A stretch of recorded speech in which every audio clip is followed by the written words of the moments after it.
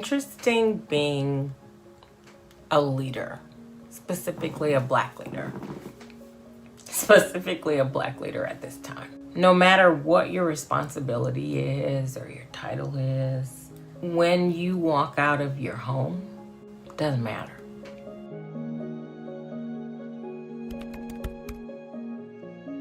My father was born in Arkansas, and we are descendants of slaves.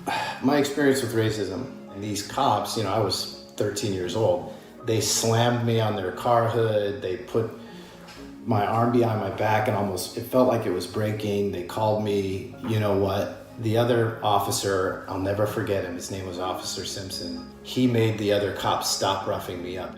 I wrote a blog. The blog explained that I'm a Black man from West Africa who showed up here in high school and the experiences I've gone through. I wanted people to understand my life is very different from their lives. I have to admit, the draw for me, for ServiceNow, was the idea of the DIBS culture. I think ServiceNow culture is very innovative. It's open to learning. There is truth and there is action. We're loaded with talented believers in that mission. That same passion for execution and completion of goals and missions can be carried over into our quest for, diversity, inclusion, equality. Racism and inequality is not something that people want to talk about at work. It's not something we should have to talk about at work. But unfortunately we do, because we want the world to be a better place. There is a way to lead and work and be professional and remain kind. And while we are not perfect by any means necessary, I think there's a willingness to understand different experiences. We will end up being a leader and an example of how, a big company can place its focus on an important societal issue and drive change. I trust this company. I think we're going to get there.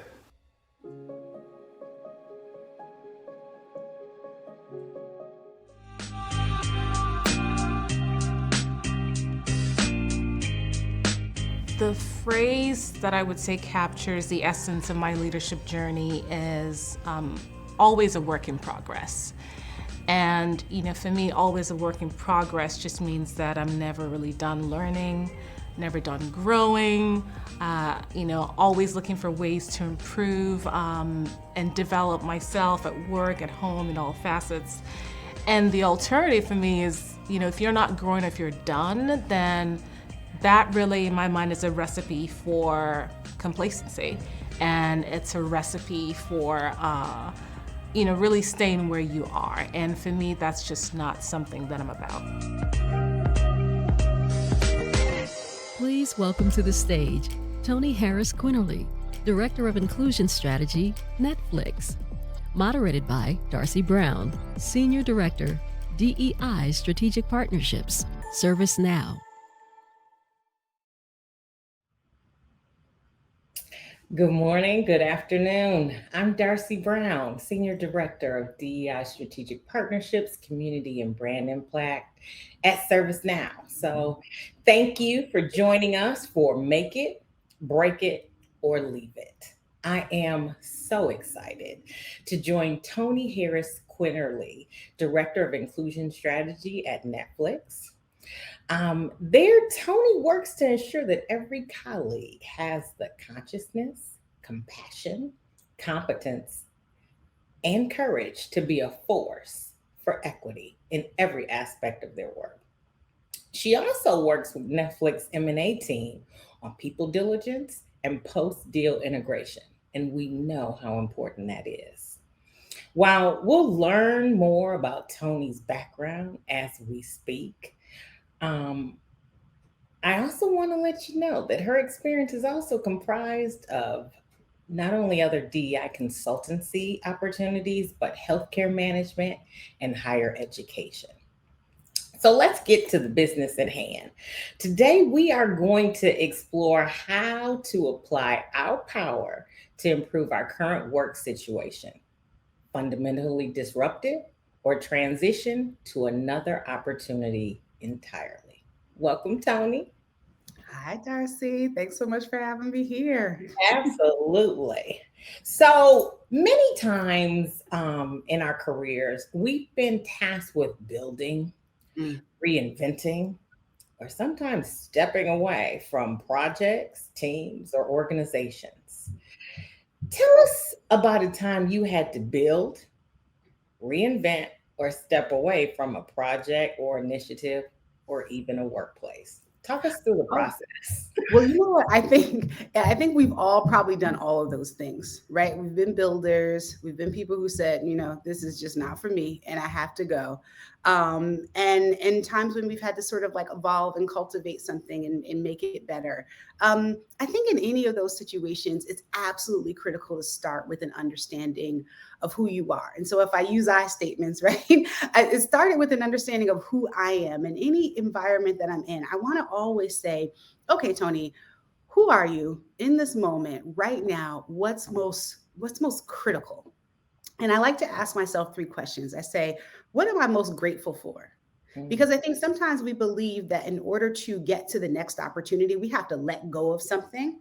And I like to start with my gratitude list. What are the things that I'm grateful for? And sometimes it can be anything. It can be I'm grateful for the flexibility in my schedule. It can be I'm grateful for the fact that I make every single one of my daughter's events at school. It can be I'm grateful for the fact that I work with an amazing team. I run that gratitude list and I put a star next to all the non negotiables, which mean that I am grateful for these things and I shall not give them up. And then the question is, what do I want more of? And what do I want less of? And then I look at every opportunity and I put it up against that list. So in this environment, can I keep the things that I'm grateful for, get more of the things that I want more of, less of the things that I want less of, and still have the impact that this organization needs me to have to be powerful? And if the answer is yes, we're going to build it, we're going to make it, we're going to use our power to create something that's transformative. And if the answer is no, blessings to you. I will pack my bat and ball and I will move to another playground, right? And you can do that with peace. I can do it with peace because I've done the work to understand what is most critical for me and can I do what's most critical for me and do what's most critical for this organization at the same time. So Darcy, I think it starts with understanding what's most important to me right now and being okay with the fact that I can ask that question first because I know I'm going to add value to the organization. mhm. Does that make sense? It makes perfect sense. Now, I want to dig a little deeper because I like Let's what you're saying. What surprised you? Like at any opportunity that you had where either you had to make it, break it, or leave you. What kind of surprised you? Yeah, it's the peace. It's Mm, the peace that came when it started with understanding what's most critical for me. I think we can move mountains in the space of rage. mm, So when I feel like I've been done wrong, there's not a thing I cannot change. When mm, I feel like I've been counted out, there's not a thing I cannot change. But that energy leaves a stain on mm, my spirit, right? I am weakened at the end of it. I have lost more than I've gained. That's not the kind of energy that we're meant to live in for a sustained period of time. So when I meet people and they're talking about what they want to do and they're like, I don't want this, I don't want that, I don't want this, I don't want that. What I sense is that there's a lack of peace with the mm. fact that we've had to make decisions that are aligned with our purpose. Um, and that should be a space of peace. I should be able to say, you know what, this is a beautiful place. It's just not the place in the space for me right now. And I wish you the best as you move on with this journey. But once I've done the work to align with what's most critical for me, I can still wish you the best and keep moving and move to the next journey. I move with more friends, I move with more connectivity, and I move with more peace. And that's the thing that surprised me because I've made moves in the space of just being dissatisfied and not being happy or in a space of rage, but I don't like the way I feel after that, even if it was the right decision. That was so surprising to me and how freeing that felt. So Love it, love it. And you started kind of touching on some things that could possibly be that people might have done wrong. Like if you think about just high level, like what do people tend to get wrong yeah, when yeah. they're thinking about this? And I like what you were saying, that whole thing about peace. Are you running to something or are you running from something? Yes, yes. What do I think people get wrong? I think sometimes we come to organizations and we want to understand. Um, we ask questions when we're talking about an organization or an opportunity, and the questions look a little bit like, "What's the culture here? What's the culture like here?" And are you happy here? And that's all great stuff to know, but it doesn't center this conversation around, can I be Mm. successful in this environment? There's a sock for every shoe or a shoe for every foot, and there's a culture for everyone. And you can show me the most toxic culture in the world, and I will find you 5 people who are living their best life. And you can show me the most euphoric and angelic culture in the world, and I will find you 5 miserable people. And that's because everybody has a culture that works well for them. I think what people miss is actually doing the work to understand the culture that works well for themselves and asking questions about how that culture plays out. So, this is what this looks like in real life. For me, I know that it's actually very critical for me to understand what's the interest, motivation, desire of the leader I'm working for. So I asked the leader I'm potentially working for, what are your interests? What are your motivations? What are your desires? What do you like most about this work? What do you like least about this work? What's the opportunity that could make you walk away from this? What's the Mm. next 5 years of your life look like? Because that's critical for me. I've learned that. For Mm. me, it's important that I work with the kind of people who I wouldn't mind being stuck in an airport with. So I want to talk to some of the people on the team that I'm working with to say, what are your motivations? What's most critical for you? What was the last really difficult and challenging project that you worked on? How do people change your mind? When do Mm. you know you've seen a brilliant idea? What does it look like? Those are things that actually help me understand. They're behavioral based questions, right? What do your behaviors look like in real time? So I understand, is that, are those the kind of behaviors that help me thrive? So it's the difference between asking what's the culture.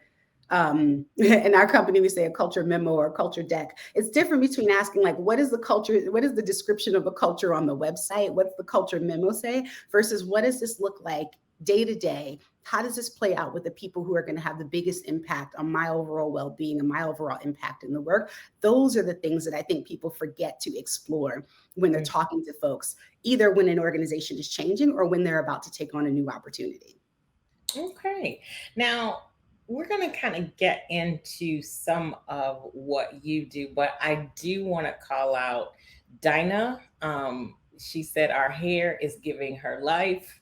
Yes, Thank you, Dinah. exactly. Love it. Thank you for the So, love.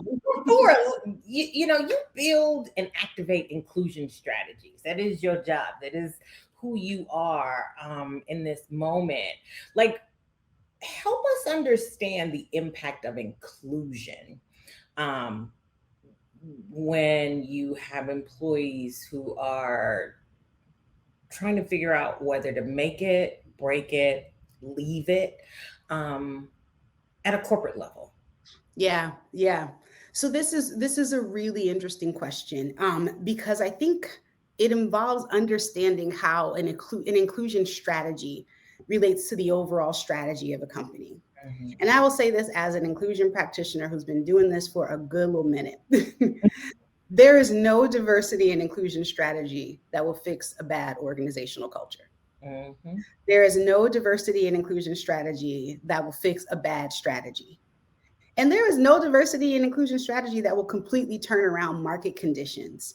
It's Mhm. one piece of a larger puzzle.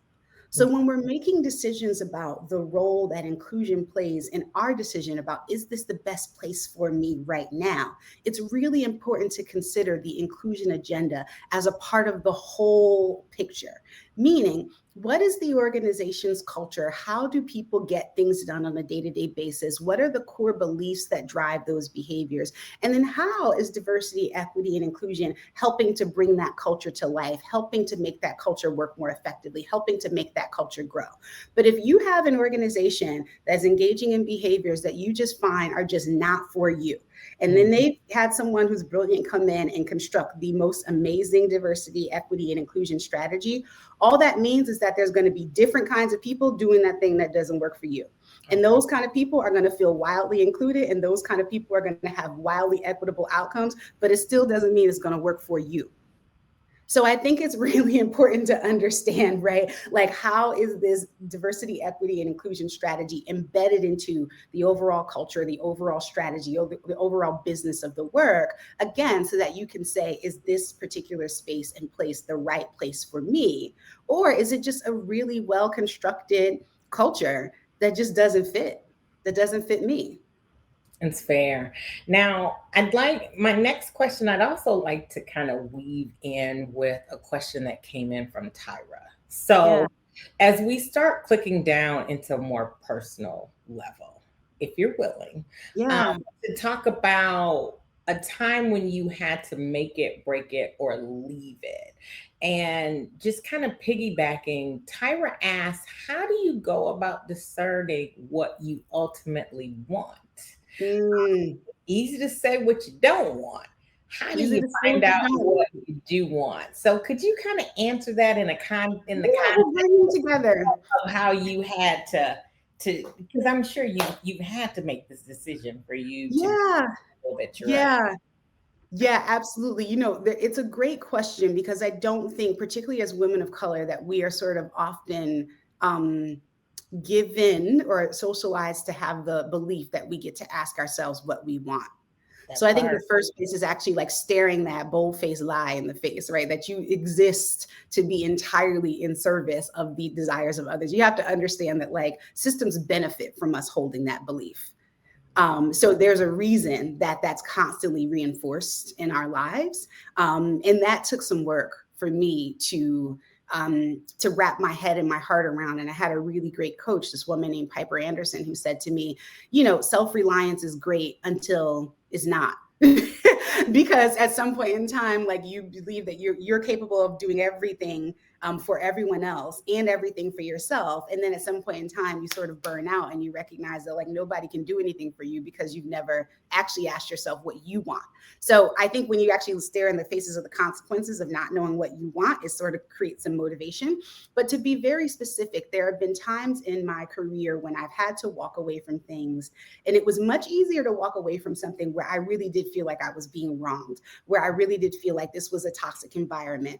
It's much harder to walk away from a place where I was comfortable, Mm, where there were people who cared about me, where there were people who wanted to see me succeed, but for whatever reason, right, my spirit was asking for something more, or there was another opportunity or challenge that I wanted to explore. And in those places, that's the best opportunity and the hardest opportunity to start to get clear on what you want.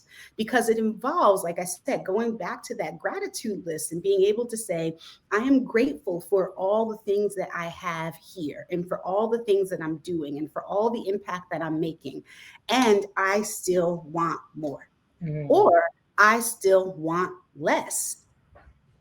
And when we can look at the things that we want more of or less of next to the things that we're grateful for, then mm, it gives us, I think, a little bit more permission to be able to say, I'm operating in gratitude. Absolutely. And I still can do more or still can have less. And I can be specific about those and get that without giving up the things that I'm grateful for. And then it's just about putting that to the test. I think sometimes we can see it on paper and not believe that it's possible.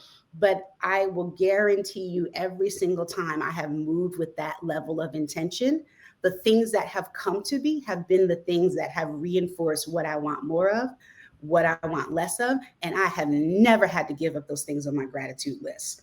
And in the experiences where someone asked me to, when it became clear that I was supposed to, blessings to you. I will pack my bat and my ball, and it's time to go. And the reason I say the blessings to you piece is that it's okay because that place really does work for someone else. I mm. don't have to hold resentment, but it just doesn't have to compromise my gratitude list. And I just think that's an important thing that we have to be clear about. Like, we can have and continue to have the things that we are grateful for while still getting more of what we want more of and less of what we want less of. Okay. And can we address, Monique has a question that came in Yeah. about how do you sustain peace Mm. when been wronged? Yeah, it's an active exercise. It's an active exercise. I don't think there's one meditation, one yoga class, one form of exercise that I can do that is a, that for it is a sustained peace. Just like I have to get up every day and breathe, every day and feed myself, every day and groom, every single day I have to nurture my peace. And I don't do it perfectly every day. I don't. And that's okay too, right? There are some days I woke up yesterday morning and I just felt like my spouse, my husband asked me, "How you doing?" And I said, "Fine."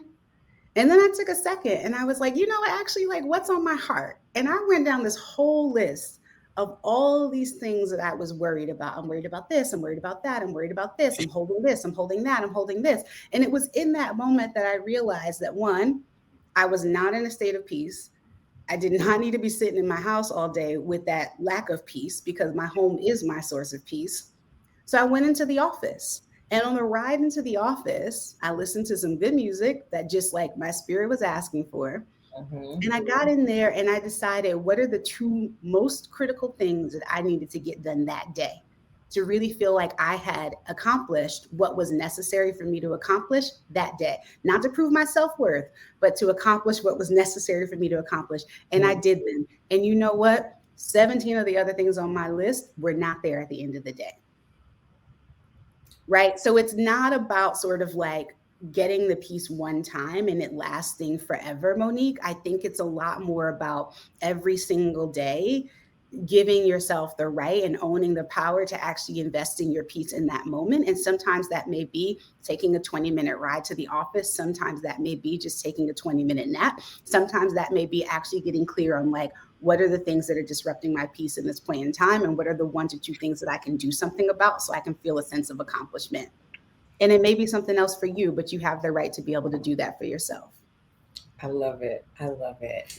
Now, in addition to your corporate work, you are an advisor to women and BIPOC founders of early growth stage companies focused on talent management, leadership consulting, and organizational development. Now, with the Power of Women at Work audience being comprised of not only corporate professionals, there's also entrepreneurs in the audience. So it would be interesting to explore more of your experience advising entrepreneurs of color in your role of kind of that advisor to people of color who are looking to be trailblazers. Because face it, we all want to trailblaze in our own space. How do you advise them when to build, reinvent, or leave? Yeah, it's a really good question. So let me put out a full disclaimer. Oh, I'm all knocking things over. That means the spirit is moving. The full disclaimer is that I have not started my own full-fledged, entrepreneurial venture. I'm a person who likes to build within, right? I'm an entrepreneur. Okay. And at some point in time, I started to recognize that I would get calls from people asking me, "Hey, can I pick your brain about X, Y, and Z?" Usually about how to design an organizational intervention with an equity center, with equity at the center. And then I would see all these BIPOC folk or folk who weren't BIPOC, but really had like a deep-seated interest. And these are the people who were out here building businesses, but did not have the funding, did not have the resources, did not have the confidence, did not have the advisement. And I started to get really upset because the people who were calling me, asking me for advice were folks who did not know what they were doing. And the people who knew what they were doing were the people who were struggling to be able to find spaces to get it done. So then it was like, how do I, as a coach, and as a person who's in-house in an organization, help some of the founders that are in my network understand how to tap into their power, understand what they really know, understand the solutions that or the problems that their solutions are really well set up to solve, and help them get connected to people who can actually create opportunities for them to do their work more effectively. So when I'm advising founders on making the decisions on how to build or how to grow, it's not telling anyone how to be a better founder. That's like a coach, like trying to tell Serena Williams how to play tennis. You can't tell her how to play tennis. You can help her figure out how to play tennis more sustainably. You can help her make decisions about what's most important for her in her life. That's the role I take with founders. So oftentimes it's sitting down with them saying, like, what are the kinds of organizations that you want to work with? Who are the kinds of clients that you want to build with? How do you know whether or not someone is kind of shorting you on your pricing structure? How do you think about building out your pricing structure in a way that really allows for you to account for when your business is in an innovation stage? Those are all things that I have experienced with the safety net of having an organization that backs my idea behind me. So how can I help create at least that sort of like almost like spiritual safety net for a founder I'm working with, so they can contemplate those same things in an environment where they can often be very lonely and don't have people they can talk about that with without worrying that it's going to compromise the deal. So that's a little bit of the approach I take when I'm working with founders. It really goes back to what I've been saying the whole time. How do you really get connected to what's most meaningful for you, and see that as a source of power and drive business decisions from that source of power? Love it. Love it.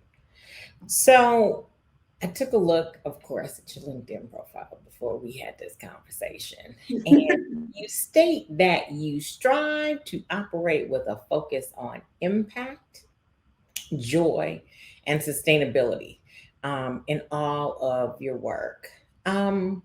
How do you bring joy to your work? And what advice do you have for Black women about how they might bring joy to their own work? We have moments of joy, but how do you bring the joy in those moments where joy seems to escape us? Yes.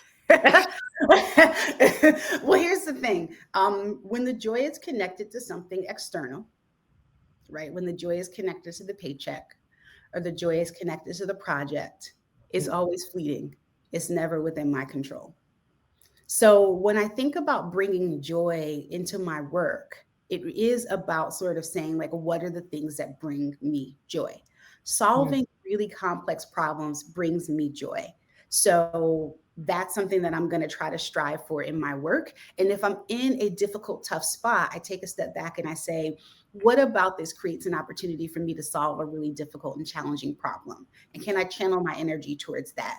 Being able to have space and time for the two people in my house, my husband and my child, who mean the most in the world to me, is also a thing that creates a source of joy for me. So I need to invest in that sort of thing, right? Being open and being able to be myself, talk with my hands, speak quickly like the East Coast girl that I am, code switch by choice or not by choice, and still be amazingly effective in the work that I do. Sometimes you will get this slang. Sometimes you will get a reference to my soul food recipe. Sometimes you won't. Like that, being able to work that way where I'm not editing myself constantly allows my spirit and my work and my talent and my skills to flow freely through me. And it is something that I have decided is a non-negotiable principle.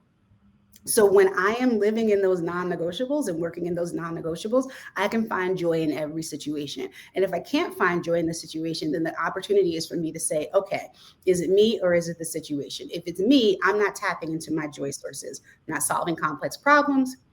I'm not investing in my family. I'm not being able to be my authentic self because maybe I'm caught up with trying to impress someone or do something. Or maybe it's a situation in which we have to go back again. Blessings to you. It's time for me to contemplate a new opportunity, right? That's sort of the theme that we keep coming back to. Like, very happiness to you, growth to you, opportunity to you. And now I'm going to go and find it for myself.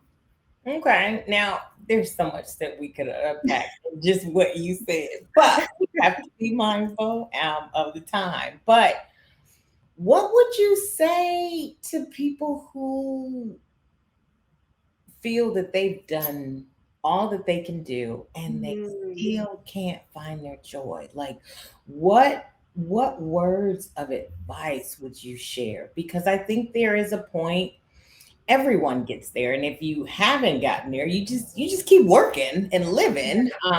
Didn't believe it when elders used to say that to me, but it's very true. But what do you say to those that can't seem to find their joy? Yeah. The first thing I just say is, like, I'm so sorry. I'm so sorry about I'm so sorry that systemic oppression has continued to create this space where you feel like you can't find your joy. Yeah. I'm sorry, right?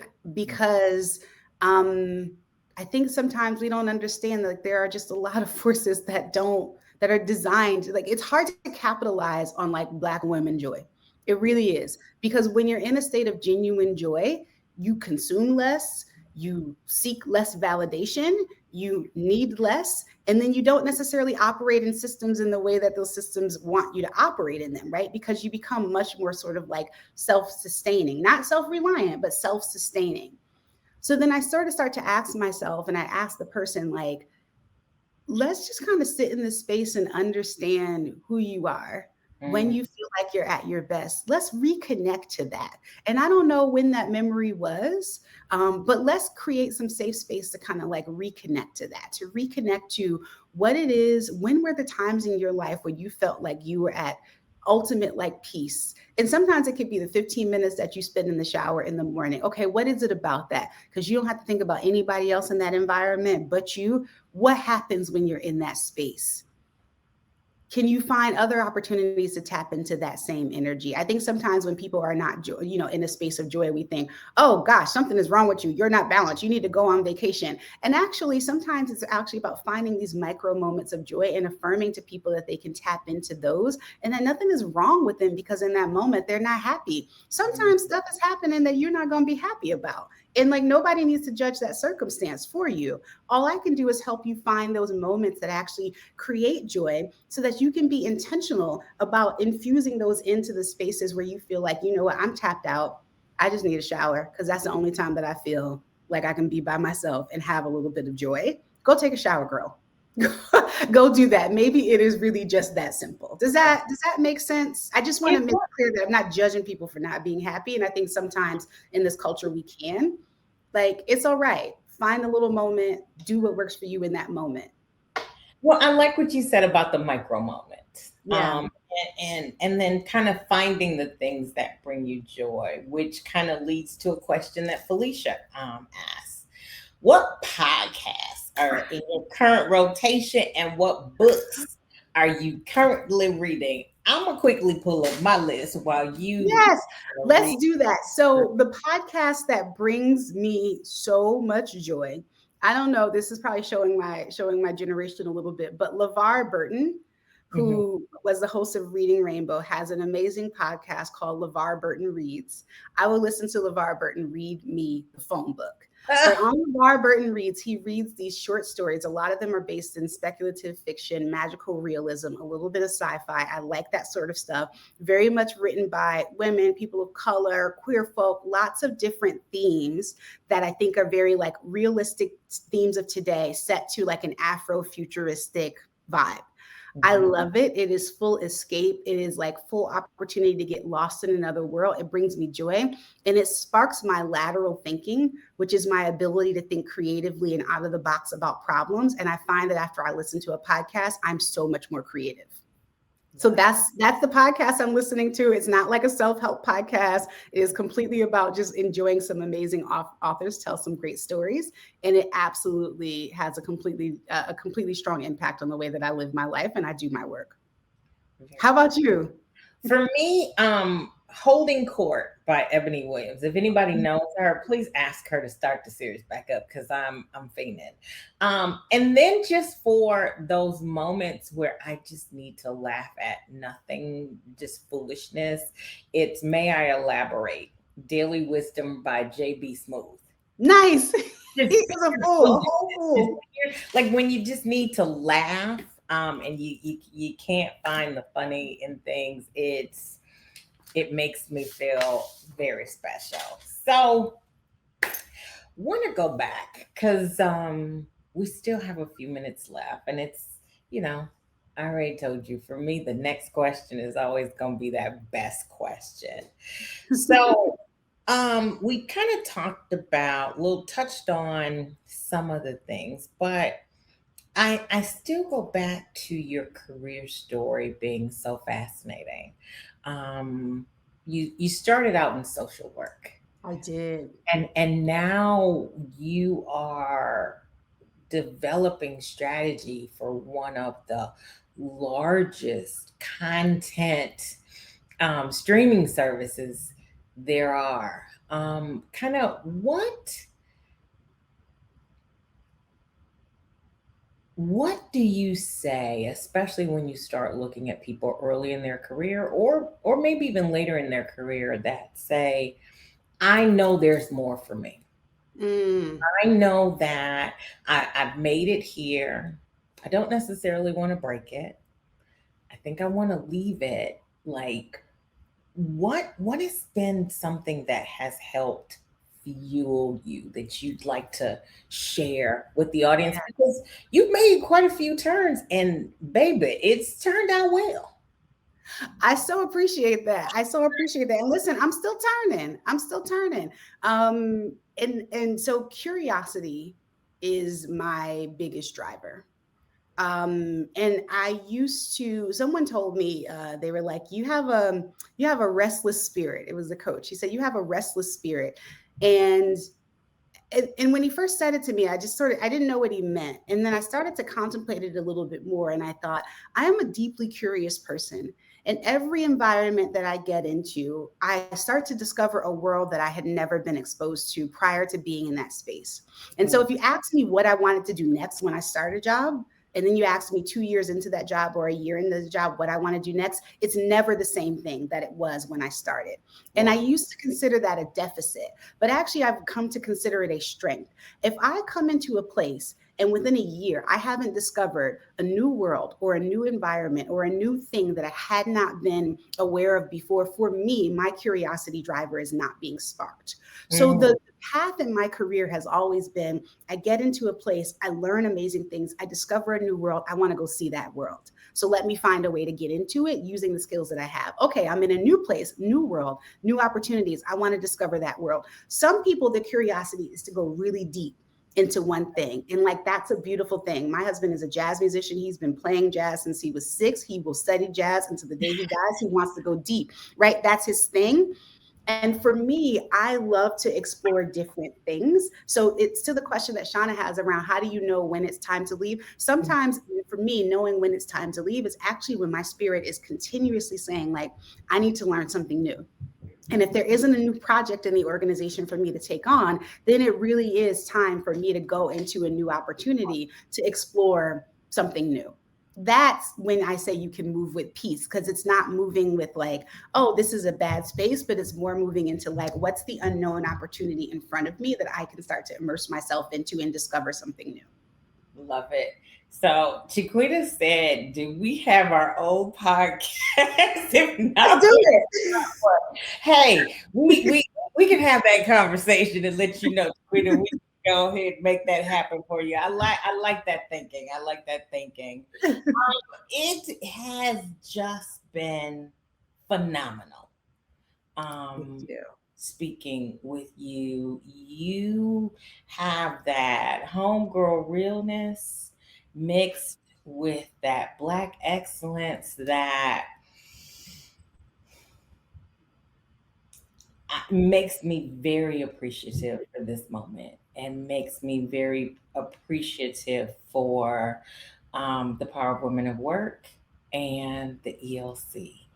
I hope that our audience has been able to kind of glimmer, just get some value. I know that I have notes for our discussion. Likewise.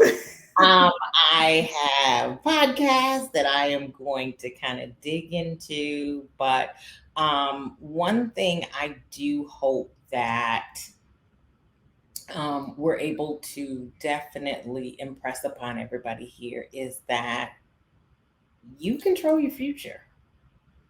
You control if and when you decide you want to make it, if and when you decide you want to break it, and if and when you want to leave it. So, as we look at trying to wrap up, what are just a few nuggets you'd like to leave with Yeah. the audience, Tony? Yeah. Let's draw on something from this experience. Darcy, as a host, you create a space where I can show up as I am And the two of us can have an amazing conversation just working with the power that we have in this room. And so if someone's asking me, how do you know when it's the right space, when you should stay? Are you in a space where you feel that same way? You can show up as you are, still with the motivation to learn and grow, still with the motivation to be better, right? We're not saying that this is not about being ambitious and that you've reached your pinnacle. You never have. You're always learning and growing. But do you feel like in this moment, showing up with what you have, what you know, who you are enough to create something powerful? And you're with people who are creating the conditions for you to do that. If you're doing that, there is something powerful that can be created in that space. And if that's not the case, then it's time for you to start thinking about what's the next space that you can use your power to create something in. That's what I would leave people with. They should feel the way I feel in this moment talking to you. That's how we should feel. I love that. I love that. And I agree wholeheartedly. This is that time. You think about how everyone was talking about in 2021 the great resignation. But the piece that people kind of didn't touch upon, I believe they call it the glass cliff. Oh, Which that's episode 2. That's part oh, 2. yes, that's episode 2.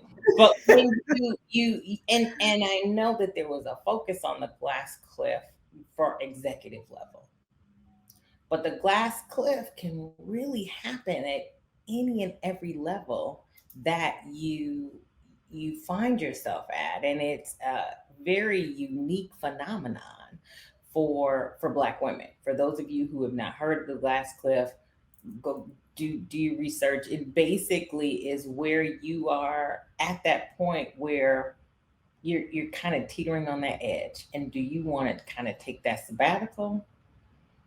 Do you want to try to make this jump to, not really sure where you're going to land? But I implore you, as you start, and I'll say it again, as you start trying to determine what's best for you, um, don't make those decisions out of anger, and Mm, don't don't find yourself in a situation where you are running from something, because as Tony has reinforced for us all, if you're not comfortable with where you are and you can't find even those micro moments of joy,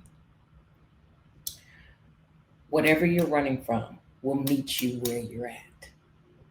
So I want thank to thank you. you, to you, and I hope that everyone here with us is will enjoy the remainder of the Power of Women at Work. It's got a great lineup coming up. So shout out to Mike Hyder, the ELC CEO, is watching us today. So, hi, Mike. Thank you so much for this opportunity. Thank you so much. This has been a pleasure. Absolutely. Absolutely. So, enjoy the day. And I will look forward to seeing a lot of you women in person soon. We'll hopefully we'll be coming back together in person.